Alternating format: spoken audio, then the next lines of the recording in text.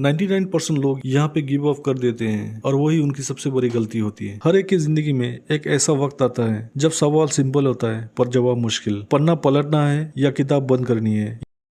ये moment loud नहीं होता, कोई बैकग्राउंड म्यूजिक नहीं होता, कोई वार्निंग साइन नहीं होता। बस एक दिन तुम उठते हो और अंदर से आवाज आती है, अब बस। और वहीं से कहानी दो रास्ते ले लेती है। पहला रास्ता आसान है, तुम कहते हो ये मेरे लिए नहीं है, मैं ऐसा ही हूँ, शायद मेरी किस्मत में नहीं है। और धीरे धीरे तुम अपनी ही कहानी बंद कर देते हो। बाहर से सब नॉर्मल लगता है पर अंदर से तुम जानते हो तुमने ट्राई करना छोड़ दिया। ये वो लोग होते हैं जो जिंदगी भर व्हाट इफ के साथ जीते हैं। अगर मैं थोड़ा और ट्राई करता, अगर मैं उस दिन गिव अप नहीं करता। ये सवाल उन्हें चैन से जीने नहीं देते।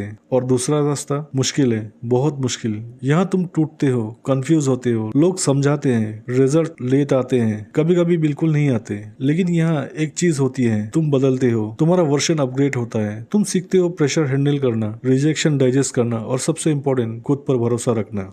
सच क्या है, लाइफ कभी परफेक्ट क्लियरिटी नहीं देती। जब मैं पूरा कॉन्फिडेंस होगा तब स्टार्ट करूंगा। लेकिन रियलिटी ये है, कॉन्फिडेंस एक्शन के बाद आती है, पहले नहीं। जो लोग वेट करते रहते हैं परफेक्ट मोमेंट का, वो बस वेट ही करते रह जाते हैं। सोचो तुम्हारा फोन 1% बैटरी पे हो, तुम क्या करते हो उस वक्त? तुम यूज करते हो जब तक वो चल रहा होता है। तुम ये नहीं कहते जब 100% चार्ज होगा तब यूज करूंगा। लाइफ भी वैसी ही है। तुम्हारे पास जितनी एनर्जी, जितनी क्लैरिटी, जितना करेज है, उसी के साथ स्टार्ट करना पड़ता है। और यहाँ एक और सच है जो शायद तुम्हें कोई नहीं बताता, ग्रोथ कंफर्टेबल नहीं होती। अगर तुम्हें सब इजी लग रहा है, सब स्मूथ चल रहा है, तो शायद तुम ग्रो नहीं कर रहे। ग्रोथ का मतलब है अनकंफर्टेबल होना, वो काम करना जो तुम अवॉइड करते हो, वो डिसीजन लेना जो तुम्हें डराते हैं। लेकिन प्रॉब्लम ये है, हम पेन को गलत समझते हैं। हम सोचते हैं पेन इक्वल टू स्टॉप, जबकि रियलिटी है pain equal to signal. Signal की तुम अपनी लिमिट क्रॉस कर रहे हो, सिग्नल की तुम वो बन रहे हो जो तुम बनना चाहते हो।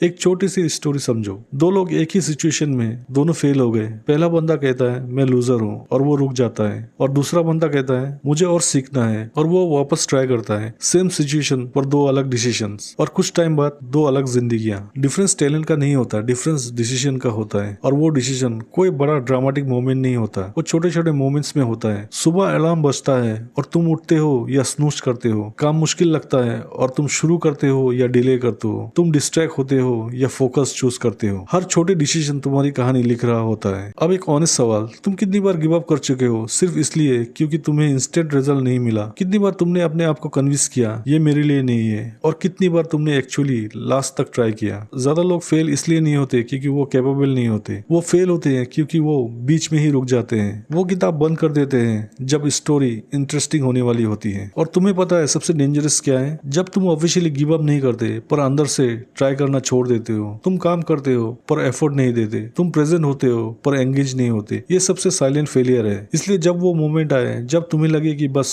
अब नहीं हो रहा, तो तुरंत डिसीजन मत लो। थोड़ा रुकना, थोड़ा सोचना और खुद से एक सवाल पूछना, क्या मैं सच में ये छोड़ना चाहता हूँ या मैं बस थक गया हूँ? क्योंकि थकान टेम्पोररी होती है पर रिग्रेट परमानेंट। और अगर जवाब आए कि मैं थक गया हूँ तो ब्रेक लो, रेस्ट लो, रिसेट करो, लेकिन क्विट मत करो। क्योंकि तुम्हें नहीं पता, शायद तुम सिर्फ एक स्टेप दूर हो उस रिजल्ट से जिसका तुम वेट कर रहे हो। लेकिन अगर तुम हर बार उस एक स्टेप पे रुक जाओगे तो तुम कभी नहीं जान पाओगे कि तुम क्या अचीव कर सकते थे। तो आज इस मोमेंट पे एक डिसीजन लो, परफेक्ट होने का नहीं, कंसिस्टेंट होने का। फियर खत्म होने का नहीं, फियर के साथ चलने का। इजी लाइफ का नहीं, मीनिंगफुल लाइफ का। जब अगली बार वो मोमेंट आए जब जिंदगी तुम्हें पुश करे तो भागना मत, रुकना मत, डिसाइड करो किताब बंद करनी है या नेक्स्ट चैप्टर लिखना है। क्योंकि आखिर में तुम्हारी लाइफ एक स्टोरी है और ऑथर भी तुम ही हो। अगर तुम रेडी हो अपनी स्टोरी का नेक्स्ट चैप्टर लिखने के लिए तो आज ही एक छोटा सा एक्शन लो और खुद को प्रूव करो कि तुम रुकने वाले नहीं हो। मिलते हैं अगले वीडियो में।